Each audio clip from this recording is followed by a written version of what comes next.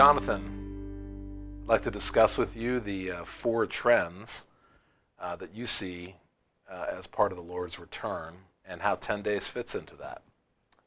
Sure. Part of what we do with 10 days is we have a prayer focus, and it's not like, a lot of times there's sort of a very specific things, like today we're going to pray about cities or, what God's doing in our neighborhoods, or very specific prayer things, but we've kind of structured our prayer focus around what I call 4 positive trends before the Lord returns. Great. We know there's different things that happen around the coming of the Lord. And first of all, I think it's appropriate to say that when we talk to people who aren't believers about Jesus coming back, a lot of times we get like crazy stares, right? Like it's like, for instance, the New York Times. Is it the end of the world? Right, absolutely. They're thinking like Armageddon, the movie, Sure. not 2012. Armageddon, the place, right?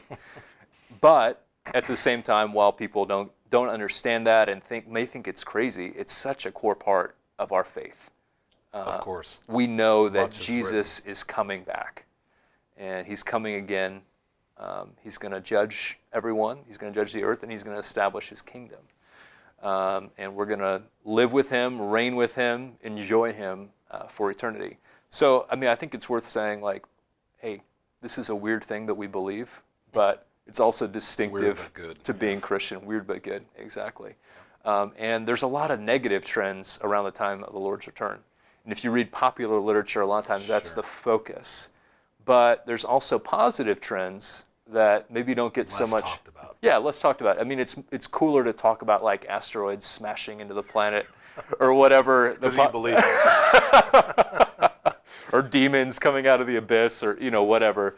But these are really important things, and I think it just makes sense. We should be more focused on what God's doing, the things that God's doing, as opposed to things the enemy might be doing, or the emergence of the Antichrist. We need to kind of be focused on, okay, Lord, what are you doing?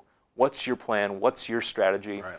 And we're not ignorant about the negatives either, but let's just be focused on some of the positives. Great. So let's talk about number 1. What's the number 1 trend? Sure. Number 1 trend is that it says in Matthew 24, Jesus says, the gospel of the kingdom will be preached to the ends of the earth, and then the end will come. Okay. So he takes this fact that the gospel... Hasn't that already happened? Right. It hasn't happened. And that's a good point. So that's... tell us about that. That's part of the issue. While it's true that in every nation of the world, there's some kind of a witness to Christ, it's not true that among every ethne or people group, which is the word that Jesus uses there is ethne, that everyone has had a chance to hear the gospel of Jesus Christ. So one of the things we want to pray for specifically during 10 days is that we'd finish the task, as some people like to say, that we would finish that assignment that he gave us to preach the gospel to the ends of the earth. So when we pray, we're not coming up with new things. We're just saying, okay, God, what is it you want to do? And then our job in prayer is to say, oh, you want the gospel to go to the ends of the earth? We say, we agree. Come into agreement on that. And then that's faith. And then that empowers the actual fulfillment of those prayers. God's going to do it with or without us, but he's chosen to work through us. And it's important to pray this as opposed to just do it.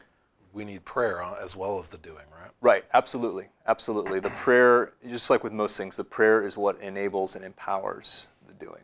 And so as people are coming together during 10 days, that's something we want to be on the forefront of their minds, that we'd be praying together, not just about our local needs and concerns and things, which are important, but we'd be praying kingdom prayers. What is God doing in the big picture? And one of those things is that the gospel be preached to the ends of the earth.